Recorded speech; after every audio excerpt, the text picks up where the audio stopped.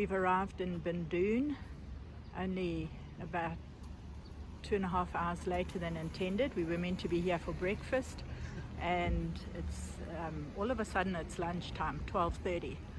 But we made it here, and we had a reasonable trip apart from the intercoms giving us a bit of grief, but and taking the wrong roads in between a few times. Yep, but that goes without saying.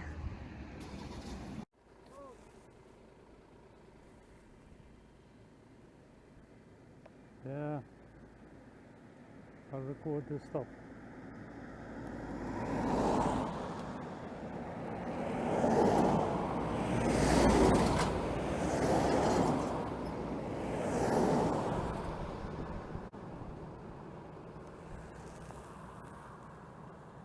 Swapping over drivers. Yeah.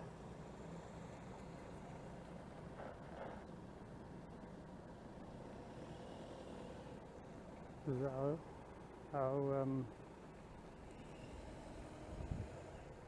follow me.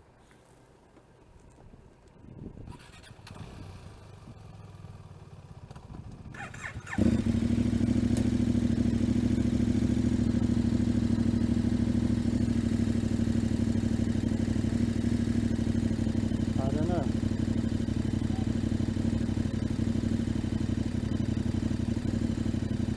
I think they're taking turns.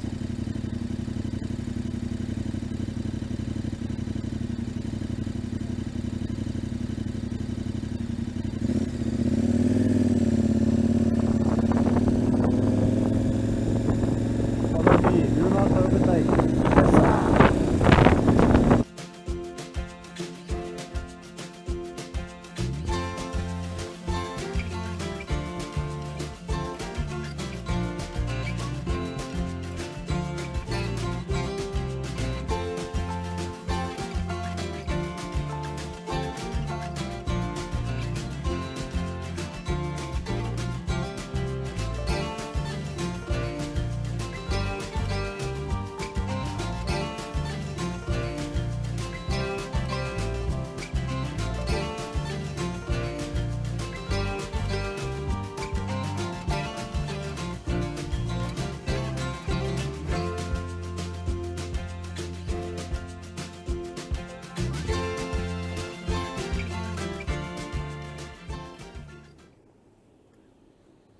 Okay, so here we got the local zealous traffic officers.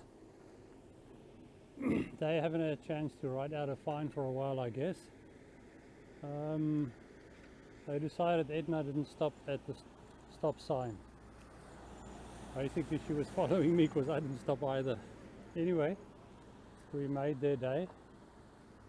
So you can forward back to their chief and say, we've done it.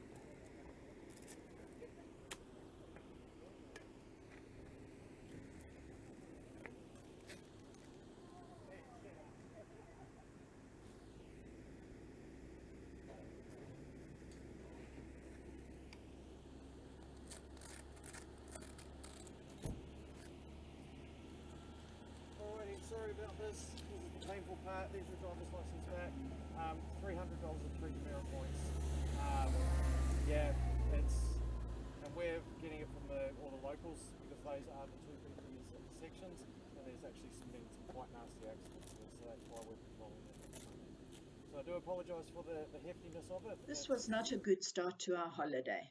However, the $300 fine was just the beginning of a chain of events that continued until we got into Malawa that evening.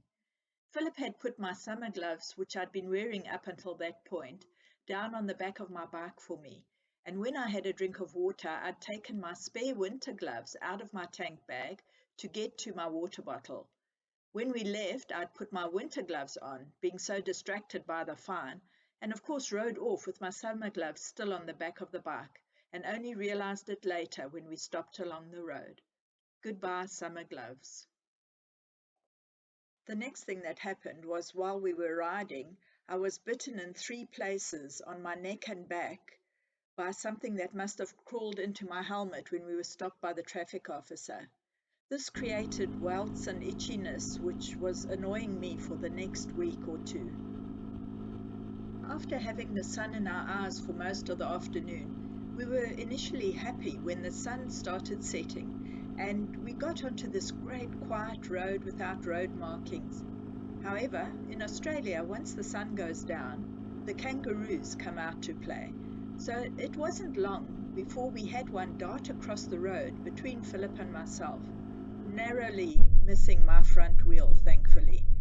I then switched on the GoPro and caught this footage where you see Philip brake and then a kangaroo darts straight towards me but veers away at the last minute.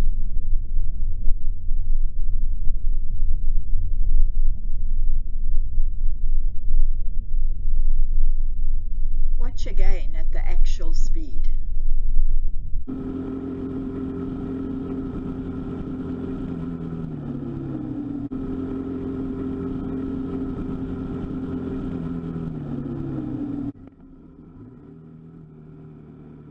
We had intended to arrive at our destination long before sundown, but it was a long day of riding, and because we had left home late, had an unscheduled roadwork stop, and an additional half an hour stop for the traffic fine in Moora, it had all caused us to run very late. We were pretty rattled by these two kangaroo encounters, so we slowed right down. But of course, the slower we rode, the darker it got, and the last 5 kilometers into Malawa seemed to take forever. Fortunately, we never saw any more kangaroos.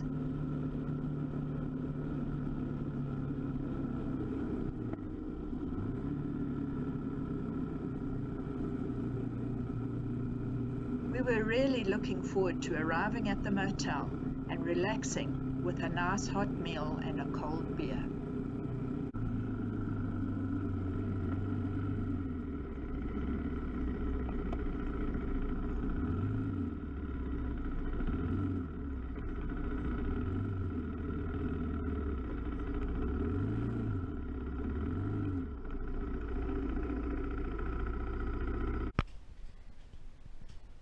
Our accommodation for the night at the Inspirations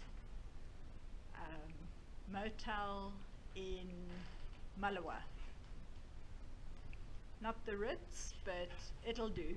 Yeah, I don't know where you get the inspiration from, but there is a ensuite. Wow, luxury. Okay, now we're gonna have ribs and chips and a beer. Yay! First get our luggage in. The lady who runs the motel told us to park our bikes under cover on the back veranda, which was outside the kitchen and back entrance to the motel.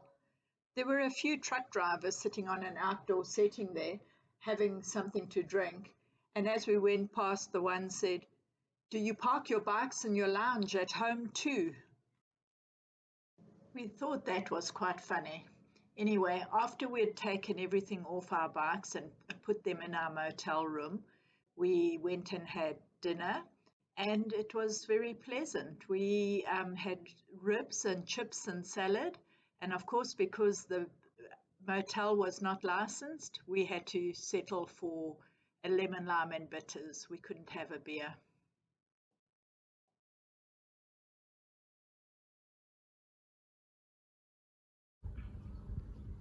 We're stopped here in Malawa, just heading off for the morning.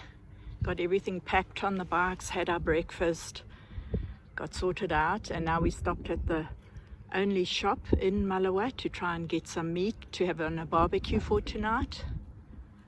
And this is the bustling metropolis of Malawa.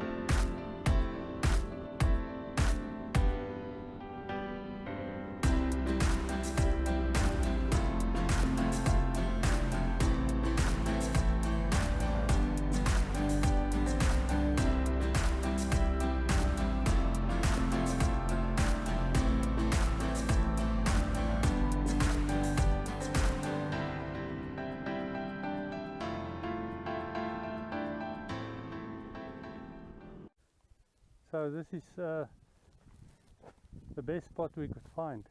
Probably going to be better spots ahead to stop, but we need a break. Have I changed colour a little bit? Not too much. You are a bit more dustier than me. Don't know why. From now on, I'm riding in front. Okay, that's fine. They chew on a Kangaroo bone. kangaroo tailbone. There's a few more we can chew on over there. This place is so full of emptiness. Hey? Jeez.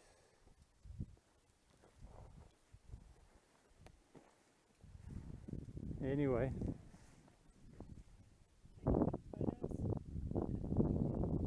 The backs of the bikes are a little bit dusty, but it's not been a bad road.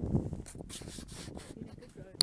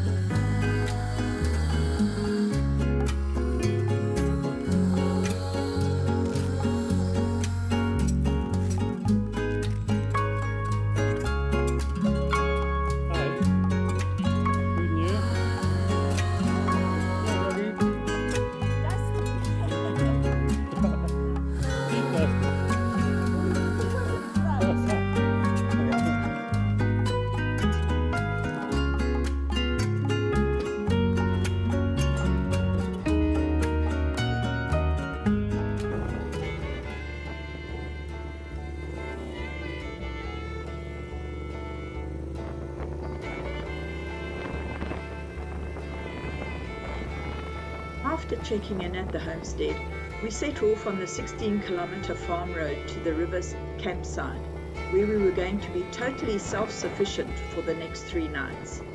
The map we had been given was a bit confusing, and before we knew it, we had passed the showers and toilets where we should have filled up our water containers and hit the dry sandy creek without any warning.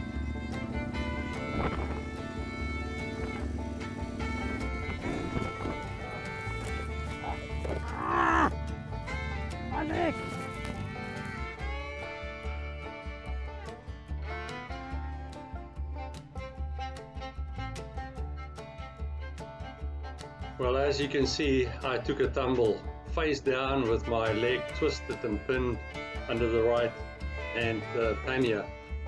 I thought it was broken because it felt like something snapped. So I shouted to Edna to help me, and she amazingly found the strength from somewhere to lift the bike enough for me to untwist my leg and pull it out. My leg was extremely sore, especially my knee, so I sat down for a while and eventually got up, discovering that I could still walk. So glad nothing was broken, just very painful.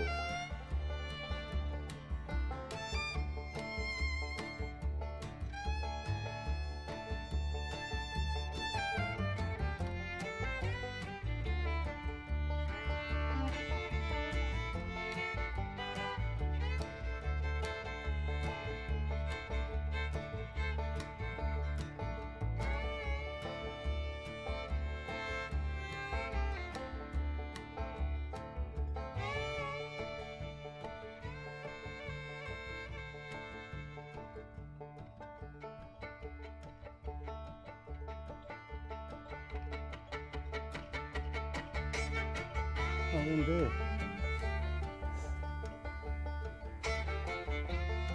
Never just feel like.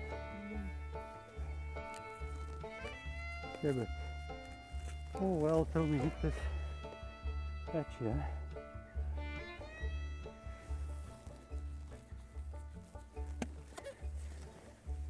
I'll make it as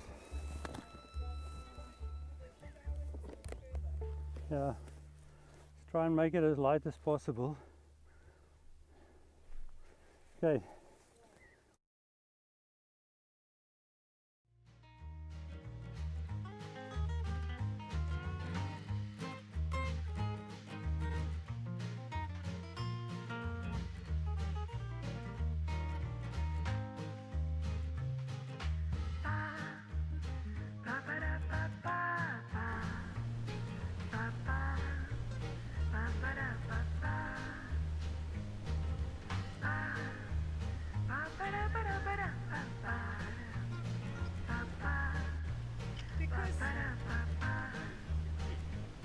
Yeah, if we were already past, if we're already at the toilets and showers are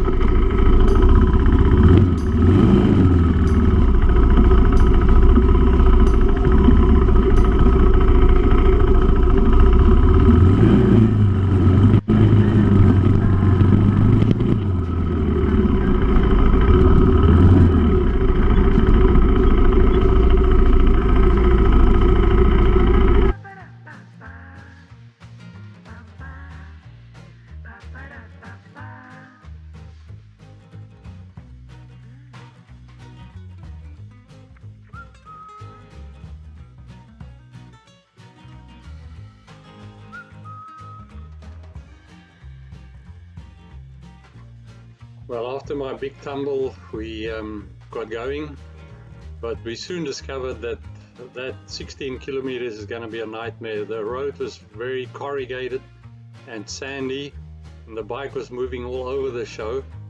I managed to fall another 2 times, every time having to unpack everything off the bike to make it light enough for both of us to be able to lift it. And then, of course, repacking everything again. You come and stand there and grab there and I'll lift it.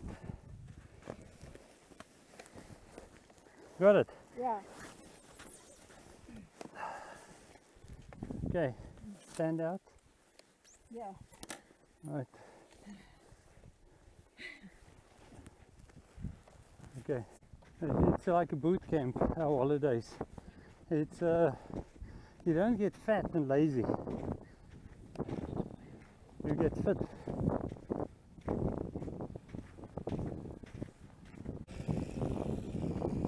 Okay, you go. I'll catch up. Try and keep your eye on the hard patches.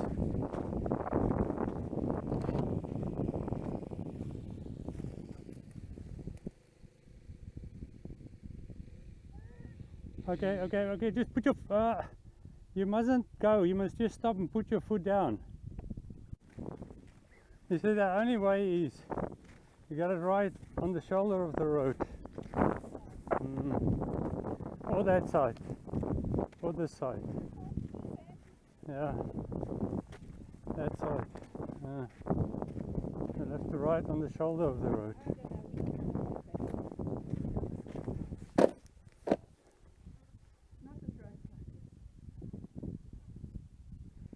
Okay, stick to the outside. Let's see how it goes. Yeah. Stick to the side. Yeah. And if you feel you're gonna slip, just stop and put your feet out. Don't try and ride it out. Okay. Edna also had 2 falls, and eventually she was suffering from heat exhaustion, as it was very hot afternoon, and we both felt like we've been doing a boot camp.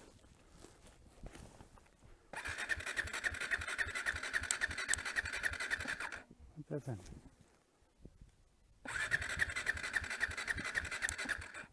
This thing. Kill switch. No, it was. It just keeps. Okay, I'll try and drive it. You might need a help hand.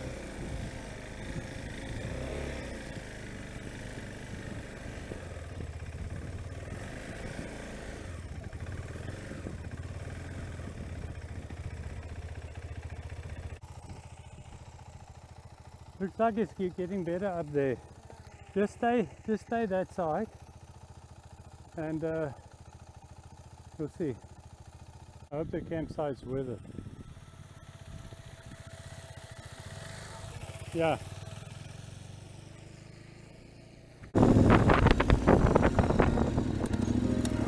Ah! Foot slip. Oh, jeez. Probably. Hope I don't have to take everything off again.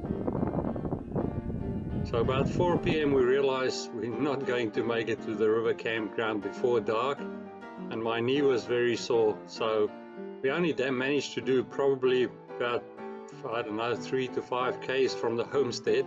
We had another 13 kilometers to go, and with 5 falls under the belt between us, we decided we should turn back and find accommodation at the homestead for the night.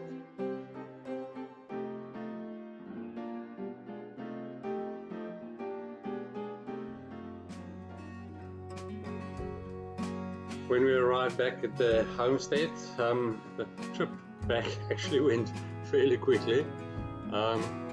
Perhaps we should have just carried on, because now I think we got used to the road, but never mind. We got to the homestead and they had a cancellation, so they were able to put us up in a very nice room, and the accommodation also included a great dinner and a very nice breakfast. Of course, during the night I realized that my legs were not good. My ankle was swollen. When I tried to get up during the night, I could hardly walk. Very painful, my knee. Also, the next morning they told us that there's a storm coming in on Sunday, and they're expecting a lot of rain, which would have made the roads even more difficult. They could even close the roads, the unsealed roads between the homestead and Murchison. So we decided to just skip the 3 nights riverside camping and head to Murchison to sit out the rain, and also to give my knee a chance to heal a bit.